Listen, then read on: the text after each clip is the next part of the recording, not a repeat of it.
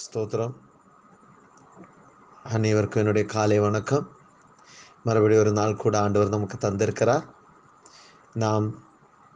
நம்மை ஆண்டவர் கொடுத்திருக்கிற தௌத்தியம் என்னவென்றால், தேசத்துக்காக, ராஜ்யத்துக்காக ஜெபிக்கும்படி. நம்முடைய சிச்சுவேஷன் பார்த்து நம்ம ஜெபம் செய்ய முடியாது.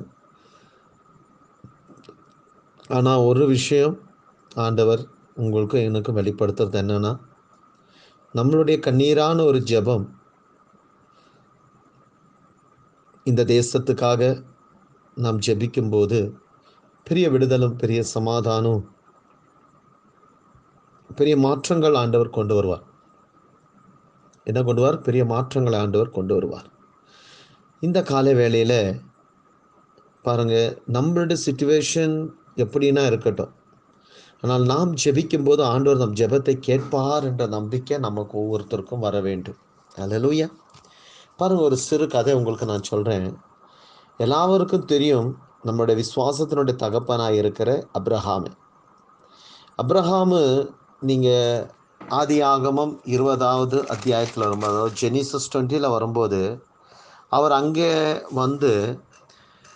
இருந்து காதேஷ் என்ற ஊருக்கு வரார். அங்கே அபிமெலேக் என்ற ஒரு அரசன் அங்கே இருந்தான். அந்த அபிமெலேக் என்ற அரசனுக்கு இந்த சாராவை அவன் இன்ட்ரடியூஸ் பண்ணுறது தன்னுடைய சகோதரி என்று இன்ட்ரடியூஸ் பண்ணுகிறான்.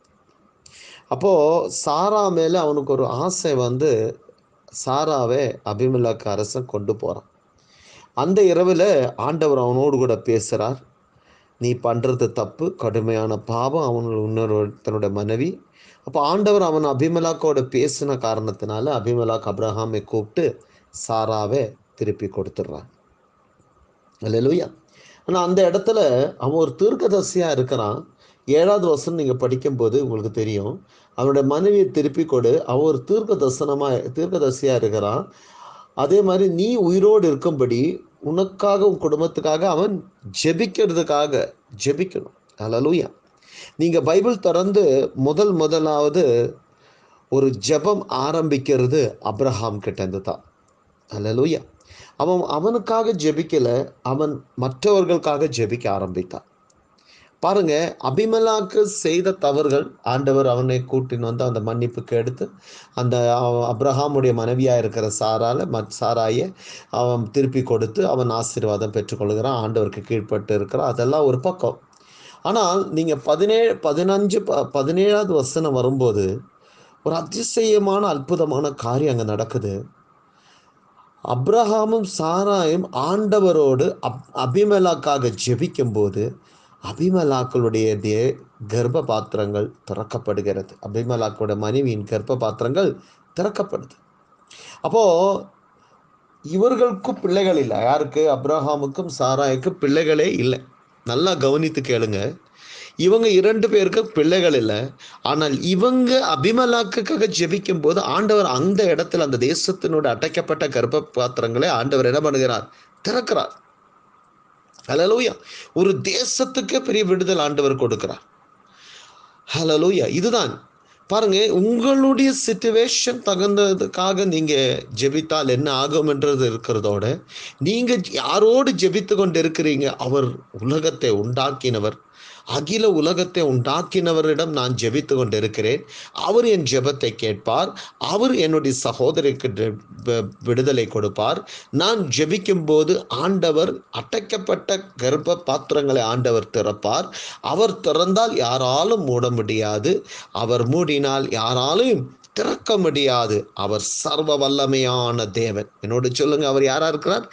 சர்வ வல்லமையான தேவன். அவர் எல் ஷடாயா இருக்கிறார். அவரை போல் ஒரு தெய்வம் வேற யாரும் இல்லை என்ற ஒரு நம்பிக்கை நமக்குள்ள கடந்து வரணும். ஹல்லேலூயா. அவர் எவ்வளோ பெரிய அகில உலகத்தை உண்டாக்கின தேவன். இந்த காலை வேளையில நீங்க உங்களுடைய சிச்சுவேஷன் பார்த்து, உங்களுடைய பலகீனங்களை பார்த்து நீங்க ஆண்டவரை கணக்கு போடாதீங்க. ஹல்லேலூயா.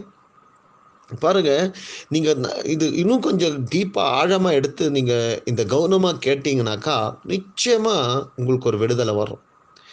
ஹல்லேலூயா. பாருங்க, இந்த இடத்துல என்ன சிச்சுவேஷன் அல்ல, அப்ரஹாமும் சாராலும் கடந்து போகிற சிச்சுவேஷன் அவர்களுக்கு பிள்ளை இல்லை. அது உலகம் அறிந்த உண்மை. அப்ரஹாமுடைய மூலமா சாராளுக்கு பிள்ளைகளே இல்லை. சாராலேந்து ஒருவள் பிறந்தால்தான் இவனுடைய வாக்கு தத்துவம் பூர்த்தியாகும். அப்போ இவன் வேற மனைவியோடு கூட இருக்கிற பிள்ளைகள் எல்லாம் இருக்கு, அது வேற கதை. ஆனால் உனக்கு ஒரு மகன் பிறப்பான், சாராலேந்து பிறப்பான் என்ற வாக்கு தத்துவம் ஆண்டவர் கொடுத்தும் 15வது அத்தியாயத்தில் நீங்க பார்க்கும்போது அதில் ஆண்டவர் வெளியே கொண்டு வந்து நட்சத்திரங்களையும் கடல் கரமணல் எல்லாம் காட்டி ஆண்டவர் வெளியே கொண்டு வந்த தேவன். அப்ப 20வது வசனம் வரைக்கும் அவர்களுக்கு பிள்ளைகள் இல்லை. ஆனால் இன்றைக்கு என்னை கேட்டுக்கொண்டிருக்கிற என் சகோதரி சகோதரிகளே, இந்த காலை வேளையில உங்களுடைய சிச்சுவேஷன் எதுனா இருக்கட்டும், ஹல்லேலூயா, உங்களுடைய சிச்சுவேஷன் எதுவா இருக்கட்டும், ஆனால் நீங்க ஜெபிக்கும் போது, மற்றவர்களுக்காக ஜெபிக்கும் போது ஆண்டவர் விடுதலை கொடுப்பா வல்லவர், நல்லவரா இருக்கிறார். ஒருவேளை உங்களுக்கு கோடி கடமா இருக்கலாம், நீங்க ஒருவர்களுக்காக ஜெபிக்கும் போது அவங்க கடன் தீரும், உங்க கடவும் தீரும், உங்க பிரச்சனையும் ஆண்டவர் சால்வ் பண்ணுவார். ஆண்டவர் நேரத்தை வைத்திருக்கிறார். ஆண்டவர் பிரசங்கில சொல்றார் 3ல், எல்லாத்துக்கும் ஒரு நேரம் உண்டு.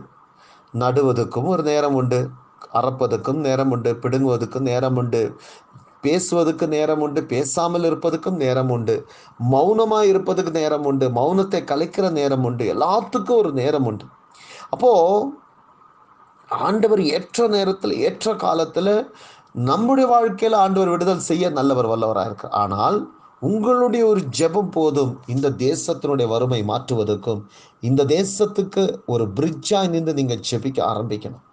பாருங்க, தானியேல் 10 நீங்க படிக்கும் போது உங்களுக்கு தெரியும், அதுல அவன் ஒரு பிரிட்ஜ் உருவாக்குறான். ஒரு பிரிட்ஜ், ஆண்டவருக்கும் ஜனங்களுக்கும் மத்தியத்தில் ஒரு பிரிட்ஜ் உருவாக்குறான். இயேசு சுவாமி தான் அந்த பிரிட்ஜாய் இன்னைக்கு நம்ம மத்தியத்தில் இருக்கிறார். அவர் நமக்காக பரிந்து பேசுகிறார். அவர் இந்த பூமியிலிருந்து வானத்துக்கு ஜெபத்தையும் நம்மையும் கொண்டு போய் சேர்க்க அவர் நல்லவர், வல்லவராய் இருக்கிறார். ஹல்லேலூயா. சோ இன்றைக்கு உங்களுடைய கவலைகள் எதுனா இருக்கட்டும், உங்க கண்ணீர் ஆண்டவர் துடைக்க வல்லவராய் இருக்கிறார். ஆனால் உங்களிடம் ஒரு ஜெப குறிப்பு, இந்தக்காக ஜெபிங்க, இந்த விஷயத்துக்காக ஜெபிங்கள் என்று சொல்லும் போது நீங்க அந்த விஷயத்துக்கு கீழ்ப்பட்டு ஜெபிக்க ஆரம்பிங்க. ஹல்லேலூயா, ஆமென். இந்த செய்தி கேட்டு உங்களுடைய உள்ளத்துல எனக்காக ஜெபிக்கணும்னு தோணுச்சுன்னா இது கீழே நீங்க எனக்காக ஜெபிங்க. ஹல்லேலூயா, ஆமென். உங்களுடைய ஆவி பரிசுத்தாவியானவர் ஏவனாருன்னு நினைச்சுக்கங்க. நீங்க எனக்காக ஜெபிக்கணும், இந்த சகோதரன் குடும்பத்துக்காக ஜெபிக்கணும், இவருடைய ஆலயத்துக்காக ஜெபிக்கணும்னு உங்களுக்கு தோணுச்சுன்னா அது கீழே ஒரு வாய்ஸ் மேல போட்டு ஜெபிங்க. உங்களுடைய ஒரு ஜெபம் போது என் வாழ்க்கைக்கு விடுதலை ஆகிறதுக்கு. ஹல்லேலூயா. என்னுடைய ஒரு ஜெபம் போது உங்க வாழ்க்கைக்கு விடுதலை ஆகிறதுக்கு. ஹல்லேலூயா. அதுக்கு தான் இயேசு சுவாமி நமக்கு கற்றுக் கொடுத்த ஒரு கட்டளை இதுதான், ஒருவர்களுக்காக ஜெபியுங்கள். ஹல்லேலூயா. சோ இந்த தேசத்துல, இந்த கர்நாடகா பெங்களூர் தேசத்துல நீங்க இருக்கிற இந்த கிராமத்துல, பஞ்சாயத்துல ஜெபம் தேவைப்படுகிறது. என்ன தேவைப்படுகிறது? ஜெபம். பொட்டணம் கட்டி சாப்பாடு கொடுக்குறாங்க, எல்லாம் கொடுக்கிறது நன்மை, நல்லதுதான், அது ஒன்றும் தீமை. ஆனால் உங்களால் ஒருவனும் கொடுக்க முடியாமல் இருக்கிறது ஒரு ஜெபம் தான். ஒரு వ్యక్తిயை பார்க்கும்போது அவனுக்காக கண்ணீரோடு ஜெபிங்க. பாருங்க, இன்னைக்கு தேசம் குடி எப்படி பெண்களும் வயதானவர்களும் போய் கியூ நின்று அந்த மதுபானத்துல பாவத்துல விழுந்திருக்கிறாங்க. தேசம் அந்த பாவத்துக்காக பட்டாசு உடைச்சு அந்த பாவத்தை மறுபடியும் சுரு பண்றாங்க. நினைச்சு பாருங்க, கடுமையான பாவத்துல ஜனங்க விழுந்து கொண்டு இருக்கிறாங்க. இன்னைக்கு நீயும் நானும் மௌனமா இருந்துட்டா நம்மளுடைய ஒரு கண்ணீரான ஒரு ஜெபம் போது இந்த தேசத்துக்கு சிச்சுவேஷன் மாத்துறதுக்கு. நீங்க ஜெபித்து பாருங்க, நாளைக்கு இன்னைக்கு சாயங்காலத்துக்குள்ளோ ஒருவேளை மறுபடியும் பார்களும் வைன் ஷாப்புகளும் மூடப்படும். ட்ரை பண்ணி பாருங்க. இல்லை ஒரு குழந்தை இல்லாத தம்பதிகளுக்காக நீங்கள் ஜெபித்து பாருங்கள். இந்த டிசம்பருக்குள்ளே ஒரு குழந்தை பிறக்கணும்னு நீங்கள் நினைங்க, அது நிச்சயமாக நடக்கும். இல்லைனா நீங்கள் உங்ககிட்ட ஒருத்தர் சொன்னாங்க இந்த விஷயத்துக்காக எனக்கு ஜெபிங்க, அவங்க வேலையே செய்திருக்க மாட்டாங்க, வேலைக்கும் போயிருக்க மாட்டாங்க, அவங்களுக்கு நல்ல ஒரு பேமெண்ட்டே இல்லை, ஆனாலும் எனக்கு ஒரு சொந்த வீடு வேணும், எனக்காக ஜெபிங்கன்னு யாருன்னா சொல்லியிருப்பாங்க. அவங்களுக்காக ஜெபிங்க. ஏன்னா ஆண்டவரால் கூடாத காரியம் ஒன்றும் இல்லை. புரியுதுங்களா? எது மனுஷன் நினைக்கிற லெவல்ல காட்டிலும் அதிகமான சிந்தனை ஆண்டவருக்கு நம்மை குறித்து இருக்கிறது. ஹல்லேலூயா, ஸ்தோத்திரம். அதனால இந்த கால வேளையில நீங்க இந்த வார்த்தையை, இந்த ஆடியோ உங்க காதுல கேட்கும்போது, உங்களுக்கு உங்க ஆவியால், பரிசுத்த ஆவியால் யாருக்கு ஜெபிக்கணும்னு தோணுச்சோ அந்த ஜெபம் இந்த வாய்ஸ் மேல நீங்க போடுங்க. உங்க ஃப்ரெண்டுக்காக, உங்களுடைய ஊழியக்காரருக்காக, உங்க கணவனுக்காக, உங்க மனைவிக்காக, உங்க பிள்ளைகளுக்காக, ஃப்ரெண்ட்ஸ்க்காக, உற்றோருக்காக, உடையோருக்காக யாருக்கு ஜெபிக்கணும்னு தோணுச்சோ அவங்களுக்காக ஜெபிக்க ஆரம்பிங்க. இந்த ஆடியோ நீங்க கேட்கும்போது இந்த இந்த என்ன சொல்லுகிறது, உங்ககிட்ட வருகிற அதே வாட்ஸ்அப்ல நீங்க ஜெபம் போடுங்க, வாய்ஸ் மெயில் போடுங்க. அது நான் ஒருத்தருக்கு ஒருத்தர் காட்டுவேன். அது ஒவ்வொருத்தரை பலப்படுத்தும். புரியுதுங்களா? ஸோ இன்னைக்கு ஒரு தேசத்தை அசைக்கப்படுவர்களாக நீயும் நானும் மாறலாமா? ஜெபிக்கலாமா? நம்மளுடைய ஜெபம், நம்முடைய கண்ணீர், ஹல்லேலூயா, அப்ரஹாம் சாராவுடைய ஒரு ஜெபம் ஒரு ராஜ்யத்தினுடைய கர்ப்பத்தை ஆண்டவர் திறக்க விட்டார். Hallelujah, amen. Praise God. நீங்க நல்லா படிங்க அந்த வசனம் 20, 17, 15, 16, 17 முதல் ஜெபித்த ஜெபம் அதான். ஜெபம் அப்ரஹாம் ஜெபித்தார் என்ற வார்த்தை வந்ததே அந்த இடத்துல இருந்து தான். ஹல்லேலூயா. 19 அத்தியாயத்தில் 19 சாப்டர்ல அநேகர் வந்து போனாங்க. ஒரு யுகம் முடிஞ்சிச்சு. ஆனாலும் யாரும் ஜெபிக்கலன்னு அப்ரஹாம் ஜெபித்தான். ஒரு ராஜ்யத்தினுடைய கர்ப்பத்தையே ஆண்டவர் திறந்தார். இன்றைக்கு இந்த கால வேளையில இந்த இடத்துல நாம் கண்ணீரோட ஜெபிக்கலாம். இந்த செய்தி நான் இங்கே நிற்க வைக்க எனக்கு தோணல. ஏன்னா அநேக காரியம் பேசணும்னு தோணுனால் இந்த இடத்துல நான் நிற்க வைக்கிறேன். பரிசுத்த ஆவியானவரை ஞானத்தோடு இந்த இடத்துல நிற்க வைக்கிறேன். நீங்க கேட்கும்போது நான் இப்படி இருக்கிற நான் ஜெபித்தேன், நோ ப்ராப்ளம். நீங்க யாரோடு ஜெபிக்கிறீங்க அதுதான் ரொம்ப முக்கியம். ஹல்லேலூயா.